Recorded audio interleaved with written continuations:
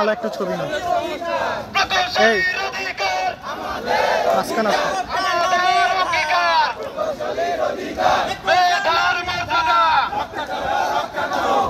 কোটা না মেধা স্বাধীন বাংলায় মেধা কেন স্বাধীন বাংলায় কোটা কেন কোটা প্রথা জনে জনে খবর দে কোটা প্রথার খবর দে প্রকৌশলে খবর দে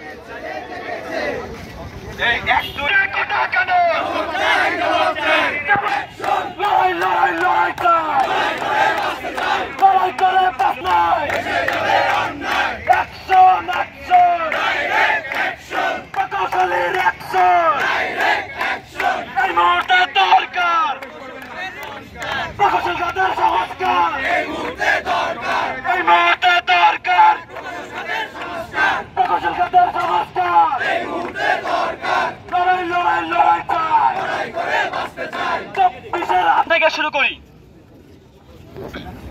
আসলে আমাদের এই বিশ্বের যত স্ট্রাকচারাল যত জিনিসপত্র আছে প্লাস আমাদের যে টেকনোলজি এই সব কিছু কাদের তৈরি?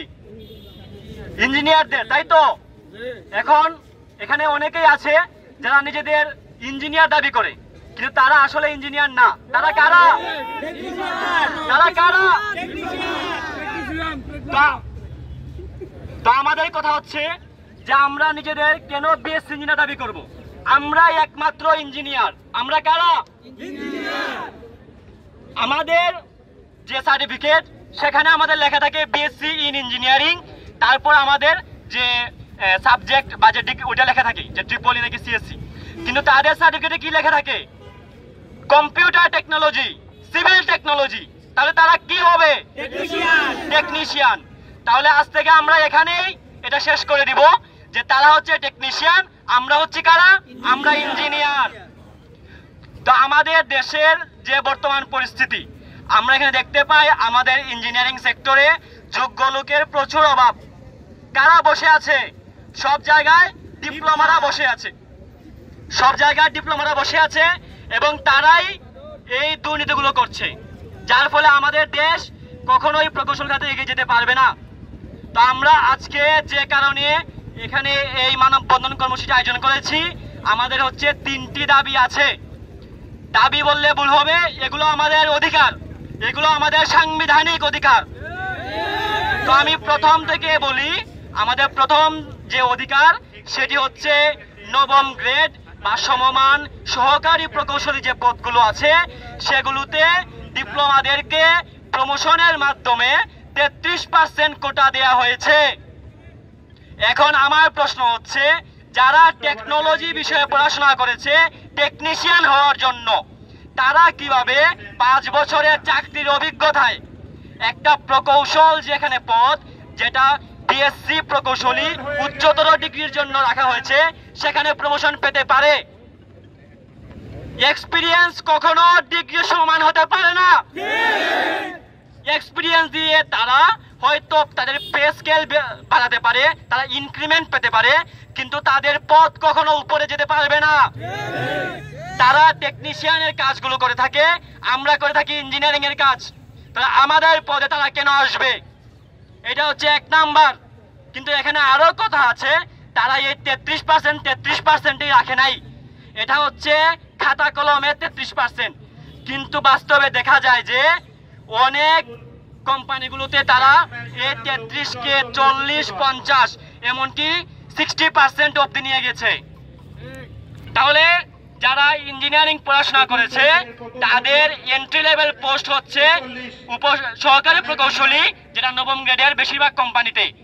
সেখানে যদি ডিপ্লোমারা 60% নিয়ে যায় এক্সপিরিয়েন্স দিয়ে প্রমোশনের মাধ্যমে, তাহলে আমরা কোথায় অ্যাপ্লাই করব? আমরা কি বসে থাকবো? আমরাই তো মেধাবী। আমরা এসএসসি তে সবাই অনেক ভালো রেজাল্ট করেছি, তারপর দেশের টপ কলেজগুলোতে পড়াশোনা করেছি। এরপরে ভর্তি পরীক্ষার মাধ্যমে আমরা বিশ্ববিদ্যালয়গুলোর যে টপ সাবজেক্টগুলো আছে সেখানে ইঞ্জিনিয়ারিং পড়াশোনা করতেছি। তাহলে আমরা যদি চাকরি শূন্য হয়ে থাকি আর তারা 60% নিয়ে যায় আমাদের এন্ট্রি পদেরই, তাহলে এই দেশের কি উন্নতি হবে?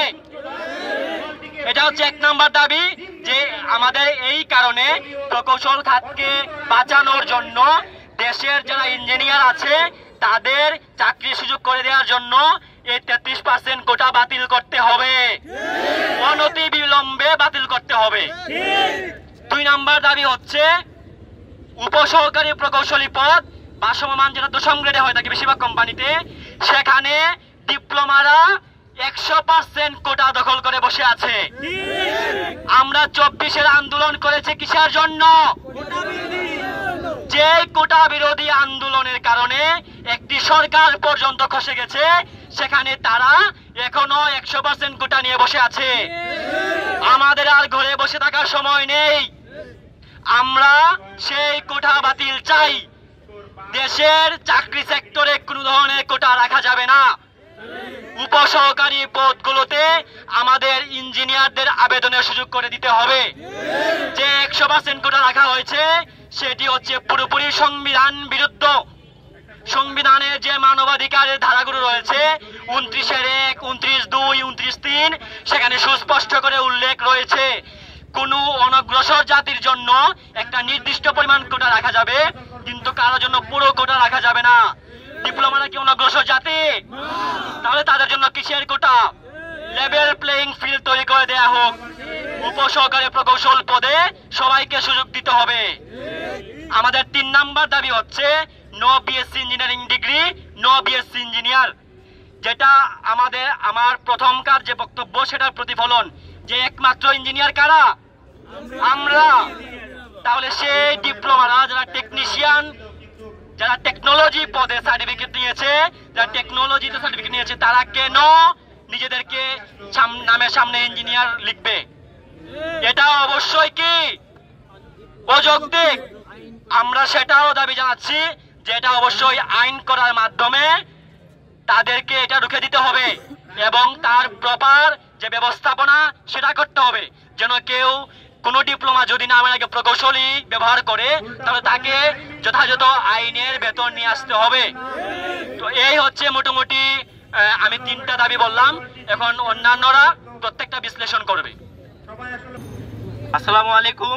আমরা আজকে চলমান যে ডিপ্লোমাদের নৈরাজ্য সন্ত্রাস এর বিরুদ্ধে আমরা যে 3 দফা দাবি উচ্চারণ করেছি, এই 3 দফা দাবি বিএসসি ইঞ্জিনিয়ারিংকে বাঁচানোর দাবি। 2013 সালে ডিপ্লোমারা যেভাবে সন্ত্রাস সৃষ্টি করে 10ম গ্রেডে 100% ডিপ্লোমা কোটা জারি করে এবং সেটার বহাল রেখে এতদিন ধরে চাকরি করে এসে তারপরে 33% কোটা 9ম গ্রেডে রেখে কিন্তু অবৈধভাবে সেখানে 50% 60% পর্যন্ত তারা 9ম গ্রেডে উন্নীত হয়েছে।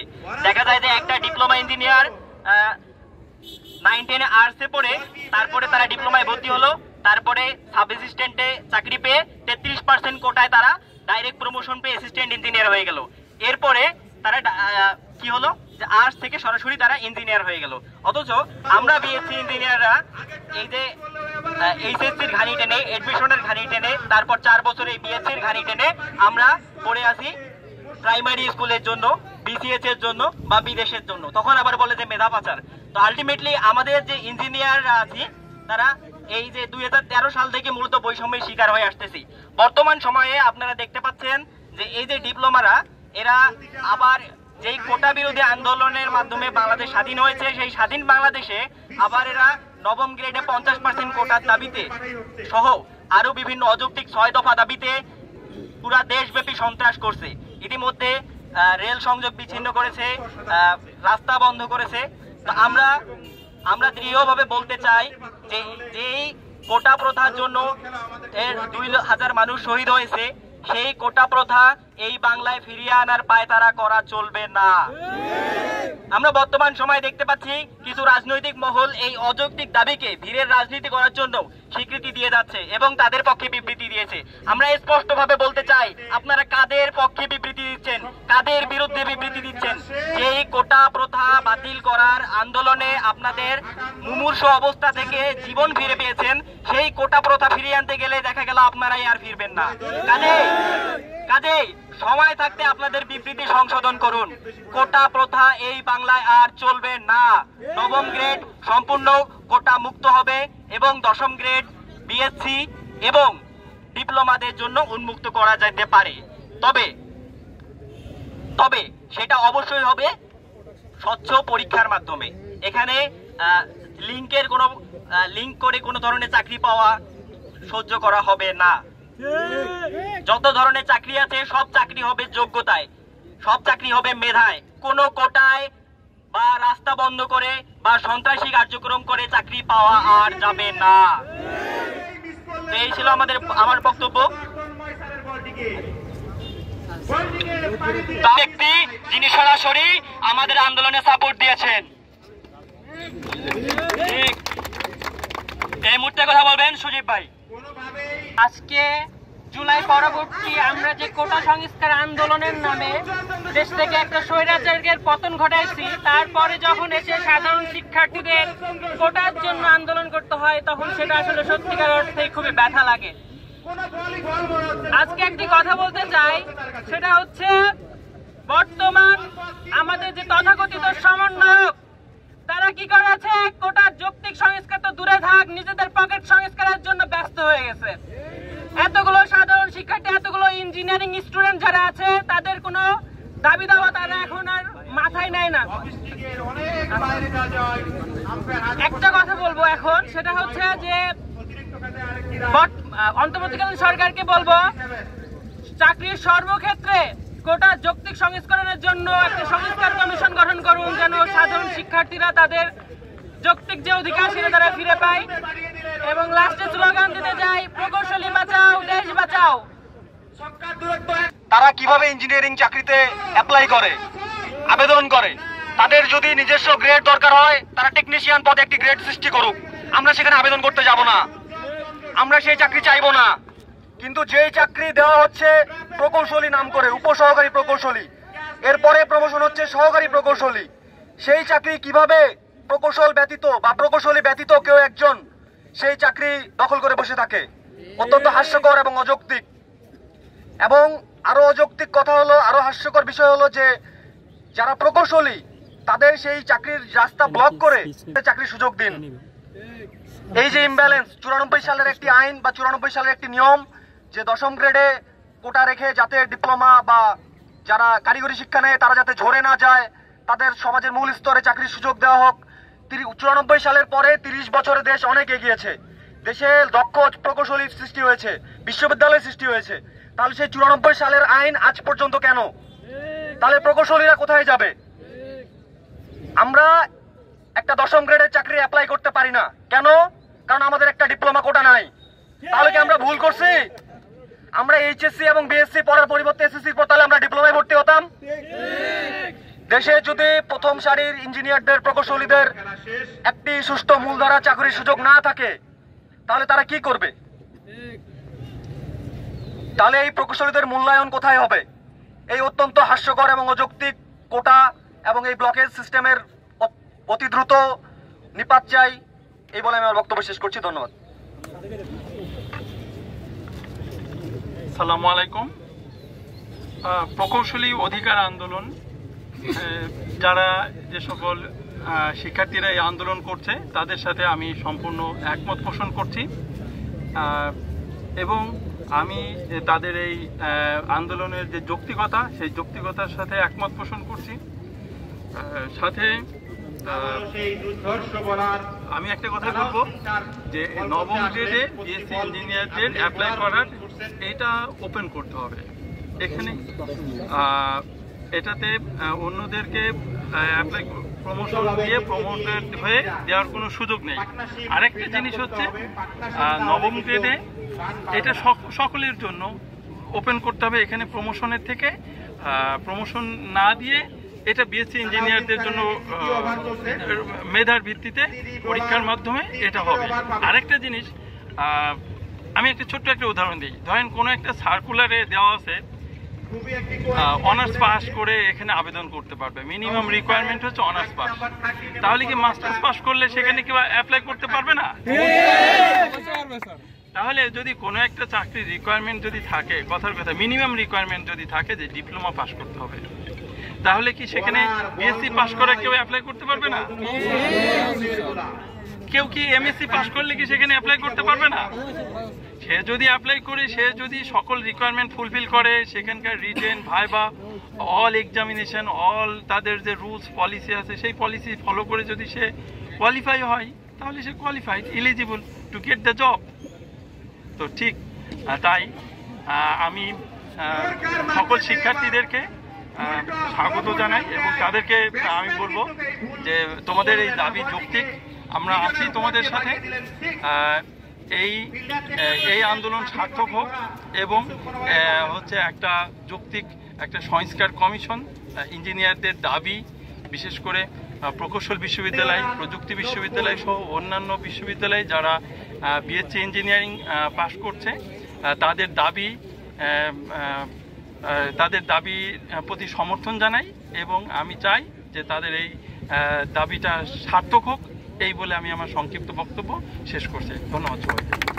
সকল প্রকৌশল প্রযুক্তি বিশ্ববিদ্যালয়, বিজ্ঞান প্রযুক্তি বিশ্ববিদ্যালয় এবং ইঞ্জিনিয়ারিং কলেজগুলো সহ যত সাধারণ বিশ্ববিদ্যালয় আছে সব প্রকৌশল এবং প্রযুক্তি অনুষদ একত্রিত হয়ে একটা কেন্দ্রীয় কমিটির মাধ্যমে আমরা আজকে সারা বাংলাদেশে একসাথে সকল প্রকৌশল প্রযুক্তি, বিজ্ঞান প্রযুক্তি, সাধারণ বিশ্ববিদ্যালয় এবং ইঞ্জিনিয়ারিং কলেজগুলোয় বিক্ষোভ সমাবেশের ডাক দিয়েছি।